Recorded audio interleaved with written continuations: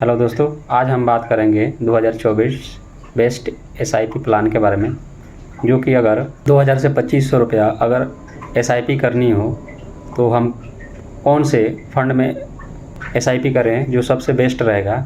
तो उसके बारे में आज हम इस वीडियो में बताने जा रहे हैं। और लॉन्ग टर्म में अगर 2000 या 2500 का एसआईपी करते हैं तो कितने दिन में हमारा 1 करोड़ रुपया बन जाएगा इन प्लान में अगर हम इन्वेस्ट रहे तो आपको वीडियो अच्छी लगती है और थोड़ा भी आपको इससे फ़ायदा पहुंचता है तो हमारे चैनल को ज़रूर सब्सक्राइब करें। और इस प्लान के बारे में कोई भी जानकारी चाहिए तो ज़रूर कमेंट करें।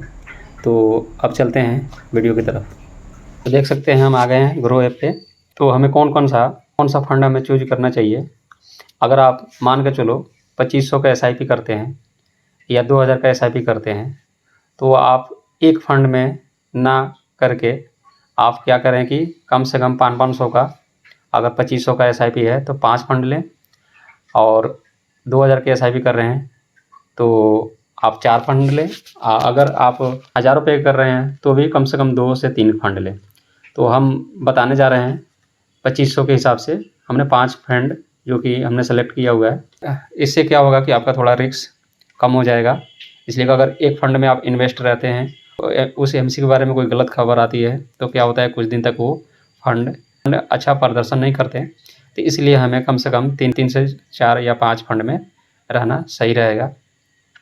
या तो फिर आप एक फंड में अगर इन्वेस्ट करते हैं, अगर वो फंड आगे जाकर प्रदर्शन अच्छा से नहीं करता है तो भी आपको नुकसान हो जाएगा। अगर 5 फंड लेकर रखते हैं तो उसमें क्या होता है कि अगर हम इस साल में जो अच्छे प्रदर्शन के, हो सकता है कि 2 साल 5 साल के बाद थोड़ा वो कम प्रदर्शन करे, मगर आपका मिक्स रहेगा तो एक एवरेज रिटर्न लॉन्ग टर्म में बन जाएगा। तो आप क्या कर सकते हैं, 3 स्मॉल कैप ले लें। एक हम लेंगे टाटा का स्मॉल कैप फंड जो कि 1 साल में 47% का रिटर्न दिया हुआ है, और 3 साल से ये 30% का रिटर्न देते आ रहा है, और 5 साल से ये 36% का रिटर्न देते आ रहा है, और आल में देख रहे हैं 30% का रिटर्न ये दिखा रहा है। ये 2018 से फंड है। और इसका एक्सपेंस देख लेते हैं और इसका फंडामेंटल भी थोड़ा बहुत देख लेते हैं। तो इसमें होल्डिंग जो है 52 कंपनी में इन्होंने होल्डिंग रखा हुआ है, जो कि एलोकेशन देख लेते हैं कि कौन कौन से सेक्टर में इन्होंने एलोकेशन डाला हुआ है।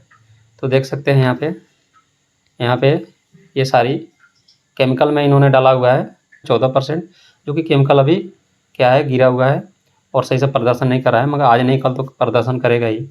तो सर्विस में इन्होंने लिया है 14%, और हेल्थ में भी लिया है 8%, कंस्ट्रक्शन में लिया हुआ है 5% का, और फाइनेंस में भी 14% इन्होंने लिया है, कैपिटल गुड में भी इन्होंने 12% लिया है, मेटल में इन्होंने 8% लिया हुआ है, अदर में 5%।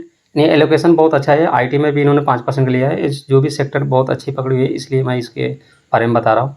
तो आप इसको एक ले सकते हैं। और दूसरा टाटा का डिजिटल फंड ले सकते हैं, इसलिए डिजिटल फंड अभी सही से प्रदर्शन नहीं कर रहा है, मगर प्रदर्शन करेगा तो बहुत अच्छा प्रदर्शन करेगा, इसलिए कि स्मॉल के फंड है उसमें इन्होंने इन्वेस्ट किया हुआ है।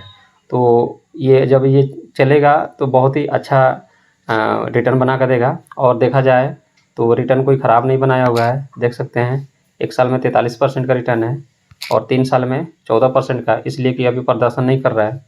और 5 साल में देख सकते हैं 29% का रिटर्न है, तो अच्छा प्रदर्शन है। और आल में देख सकते हैं ये 22% का रिटर्न है, तो बहुत अच्छा प्रदर्शन कर रहा है। तो आप इसके तरफ देख सकते हैं। अगर थीमेटिक में जाना चाहें तो आप इसको ले सकते हैं। अगर थीमेटिक में नहीं जाना चाहें, एसबीआई स्मॉल कैप को ले सकते हैं। ये भी बहुत अच्छा फंड है जो कि अच्छा प्रदर्शन किया है। ये 25% का रिटर्न दे रहा है, 1 साल में 37% का रिटर्न दे रहा है, और 3 साल में 25%, 5 साल में 31%, और आल में देखा जाए तो 27% का रिटर्न है। तो ये एसबीआई का भी बहुत अच्छा ग्रोथ है।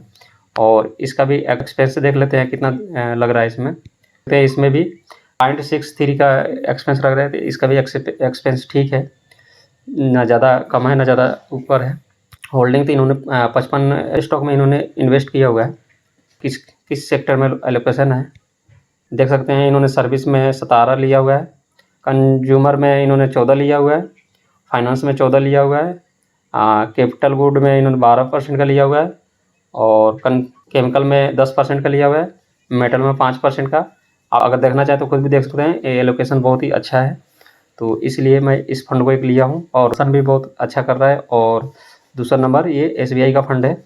ये हो गए 2 फंड, डिजिटल को लेकर 3 हो गए। डिजिटल लेना चाहें तो ठीक है, और नहीं होता है तो एक आप क्या करें, सुंदरम का मिड के फंड ले लें, इसलिए कि इसका भी प्रदर्शन जो है बहुत ही अच्छा है। सुंदरम का मिड के फंड है, जो कि देख सकते हैं 1 साल में इन्होंने 49% का रिटर्न दिया है, और 3 साल से ये 25% का रिटर्न देता आ रहा है। 5 साल से देख सकते हैं 28% का रिटर्न देता आ रहा है, और हाल में देख सकते हैं कि 20% का रिटर्न है। मगर ये फुल चार्ट नहीं दिखा रहा है, तो ये कोई 20-22% का रिटर्न है। तो आप इसको भी ले सकते हैं। इसमें एलोकेशन इन्होंने क्या किया है, होल्डिंग इन्होंने 78 कंपनियों में रखा हुआ है। तो देख सकते हैं कि इसमें इसके सेक्टर कौन कौन से इन्होंने पकड़ा हुआ है। तो अदर में इन्होंने 20% लिया हुआ है, फाइनेंस में 19%, और सर्विस में 14%, हेल्थ में इन्होंने 11% लिया है, केमिकल में 6% लिया हुआ है, फाइनेंस में 19% लिया हुआ है, कैपिटल गुड में 12% लिया हुआ है, ऑटोमोबाइल में 10% लिया हुआ है। आप एक इसको ले सकते हैं। एक क्या करें, JM फ्लेक्सी कैप ले लें, या तो HDFC का फ्लेक्सी कैप है, इसको आप ले सकते हैं। इससे क्या होगा कि आपका जो पोर्टफोलियो होगा लार्ज और मिड कैप में डिवाइड हो जाएगा, तो बहुत ही अच्छा पोर्टफोलियो बनेगा। तो इस फ्लेक्सी कैप का मतलब ये होता है कि 20% इसमें लार्ज कैप में इन्वेस्ट करना होता है फंड मैनेजर को, 20% मिड कैप में, और बाकी स्मॉल कैप में, या इसीलिए इसका नाम फ्लेक्सी कैप पड़ा हुआ है। तो अपने हिसाब से ये जब मर्जी जिसमें जा सकते हैं। तो 3 साल से देख सकते हैं 29% का रिटर्न है, और 5 साल से देखते हैं 31% का रिटर्न है, और हाल में देखें 22% का रिटर्न दिया हुआ है। तो इसकी रिटर्न बहुत अच्छी है। फ्लेक्सी कैप होकर भी इसमें लार्ज, मिड और स्मॉल कैप दोनों मिलाकर भी इसकी रिटर्न बहुत ही अच्छी है। और इसका AUM भी देख सकते हैं, फंड साइज AUM जो होता है तो कितना बड़ा है, 75,000 करोड़ का है। तो फंड साइज भी बहुत बड़ा है।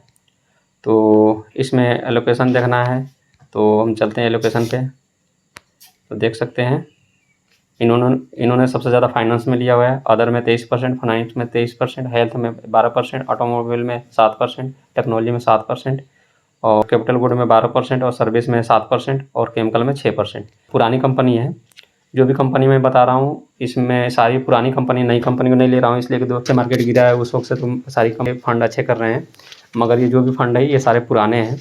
एक तो ले लें सुंदरम मिड के फंड, इसमें 500 का SIP करें, और दूसरा JM फ्लेक्सी कैप लें, या तो HDFC फ्लेक्सी कैप लें। तो इसमें से कोई भी एक ले लें, दोनों अच्छे हैं फंड हैं। तो आप 500 का SIP इसमें करें तो ये कितना हो गया, 1,000 रुपये हो गया।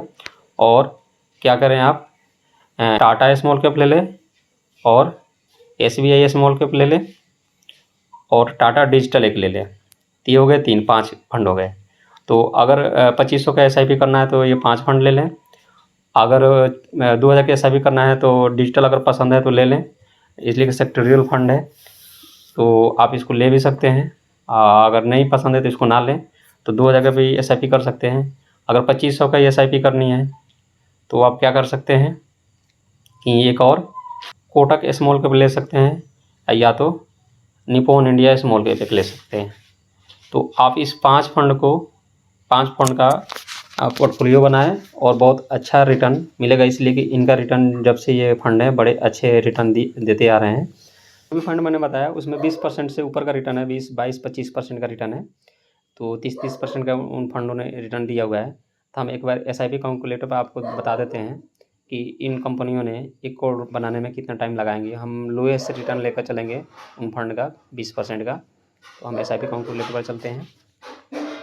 मान के चलो 2500 का SIP आप करते हैं, 25 साल के लिए करते हैं, 20% का रिटर्न है, तो 20% का रिटर्न मिलता है। तो देखते हैं 25 साल में कितने पैसे बनते हैं। तो देख सकते हैं 25 साल में ये 2 करोड़ रुपया, 2 करोड़ 15 लाख रुपया बन जाएगा। अगर 2500 का SIP 25 साल तक करते हैं तो 20 साल के लिए जाएंगे 79 लाख। अगर 25 साल अगर रखेंगे तो 2 करोड़ के लगभग ये पैसे बना देगा।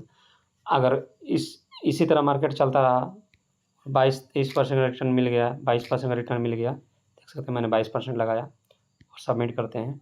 देख सकते हैं 22% का रिटर्न मिलेगा, 20 साल में ही आपका 1 करोड़ बन जाएगा। तो आज के वीडियो में बस इतना ही। Okay bye.